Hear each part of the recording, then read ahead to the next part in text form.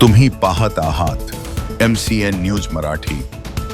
बुलढाणा जिल्ह्यातील जळगाव जामोद तालुक्यातील खेरडा बुद्रुक येथे 31 जुलै रोजी झालेल्या अतिवृष्टीमुळे घरांमध्ये नदीचे पाणी शिरून मोठ्या प्रमाणात नुकसान झाले। मात्र नुकसानीच्या पंचनाम्यात काही पात्र नागरिकांची नावे वगळण्यात आल्याचा आरोप ग्रामस्थांनी केला आहे।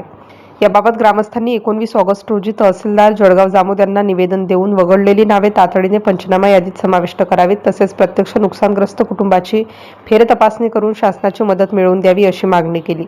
अतिवृष्टीमुळे संसारोपयोगी वस्तूंचे नुकसान झाले असून काही घरांच्या भिंतींना तडे गेल्याने नागरिकांच्या सुरक्षिततेचा प्रश्न निर्माण झाला आहे।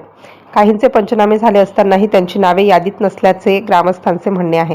त्यामुळे पंचनाम्याची निष्पक्ष व पारदर्शक फेरतपासणी करण्याची मागणी करण्यात आली आहे।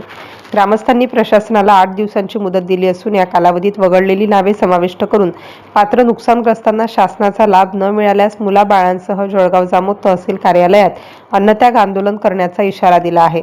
सदर निवेदन देतेवेळी अरुण चांदूरकर, अक्षय चांदूरकर, ब्रह्मदेव वसतकार, सुनील जाधव, अर्चना जाधव, गीताबाई वसतकार, गजानन वसतकार, संतोष वसतकार, महादेव वसतकार, सचिन वानखेडे, वासुदेव राजनकार, सुनीता वसतकार, संजय साळवे, सागर साळवे, शहादेव राजनकार, विश्वनाथ जाधव, पल्लवी वाकोडे, दीपिका वसतकार यांच्यासह अनेक ग्रामस्थ उपस्थित होते।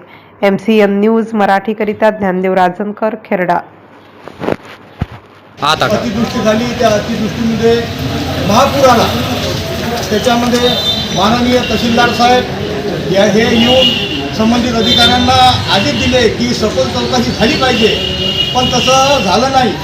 काही लाभार्थी त्याच्यामध्ये सुटलेले आहेत, त्यांना लाभ मिळावा, अन्यथा मिळाला नाही लाभ तर गावकऱ्याच्या वतीने आम्ही वंचित बहुजन आघाडी, शिवसेना संयुक्त विद्यमाने आम्ही धरणे आंदोलन खूप अन्नत्याग आंदोलन करू असा इशारा मी शासनाला देतो।